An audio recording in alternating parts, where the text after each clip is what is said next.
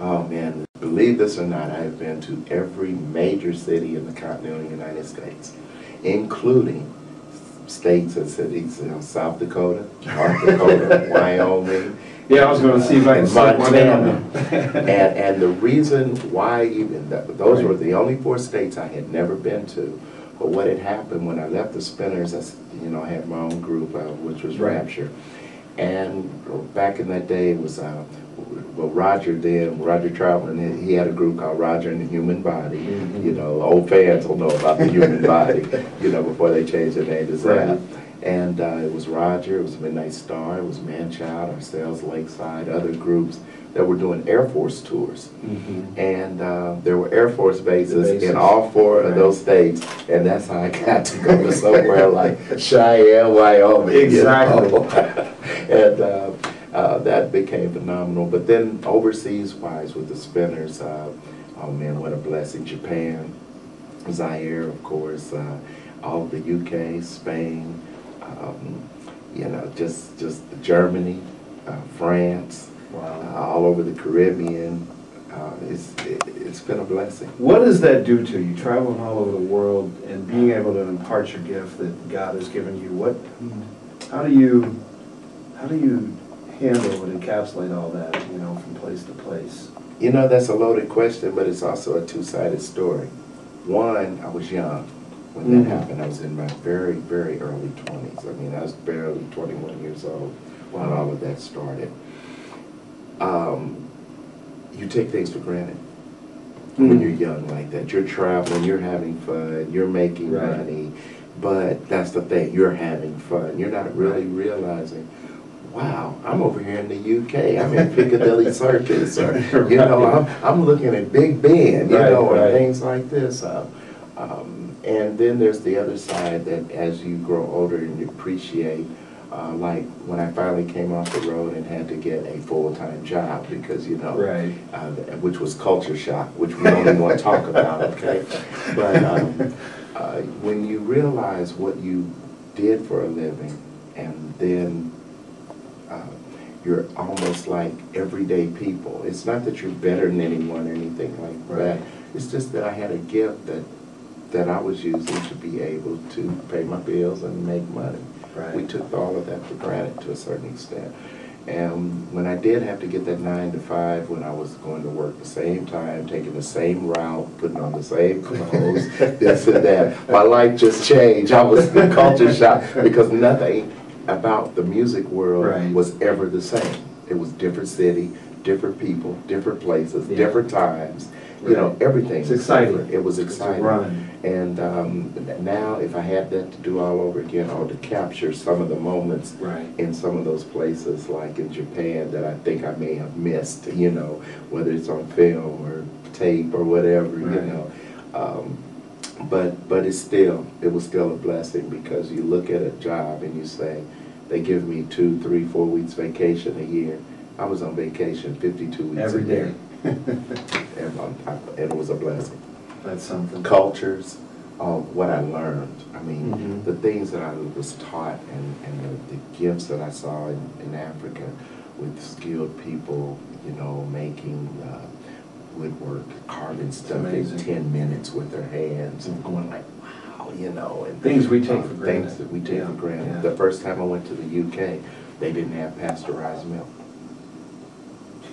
Now, you might want to explain to some of our viewers, you know, what that exactly looks like. It was yellow. Very different. I didn't drink it, okay?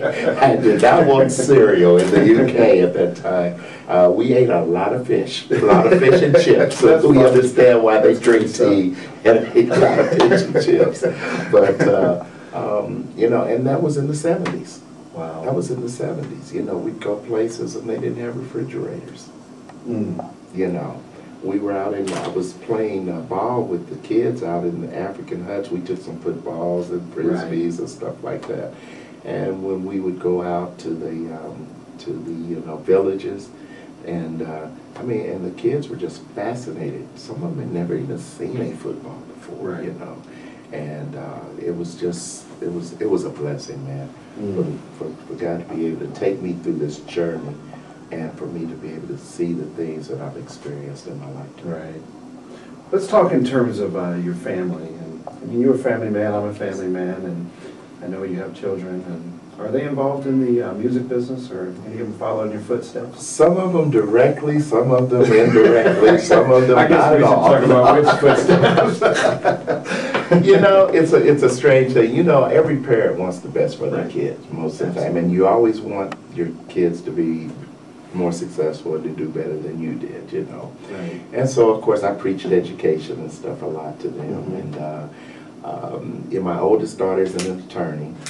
She has dibbled and dabbled in the entertainment field. In Right. fact, Max Siegel mentored her, you know, during her career, and a couple of other great attorneys that were mentors to her. And she has done entertainment contracts, this and that, but she's really a corporate bankruptcy attorney by trade. Okay? Probably very busy at the Yeah, present. very, very busy, you know. But I still look to her for a lot of things, and she's a music lover. She has a project, a Spanish project that we're working on, that is going to involve a DVD set, a booklet, and because she's very fluent in Spanish, and so she's developed this thing, this project to teach Spanish by music, you know, because kids adapt to beats and Right. music and this and that. So, you know, we're working on that cultural caravan project. My next daughter is right now she's a substitute school teacher out at Creston Middle School. She's finishing up her teaching degree and this and that.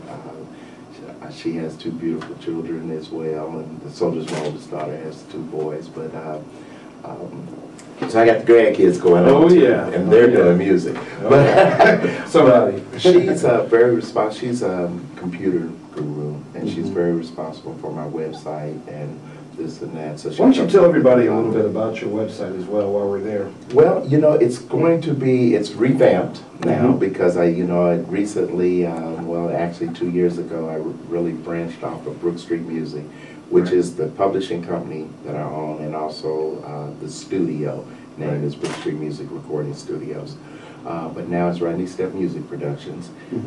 That was as a suggestion from basically from conversations with back in the day with Bill Mays and also Bill Shirk, who were two businessmen mentors of mine, and I appreciate both of them very much. I actually worked for them, so if you remember. Yeah, and Bill one day, you know, Bill Mays said, Rodney, everybody knows you as Rodney Stepp, or they've heard your name and say, I've heard that name before.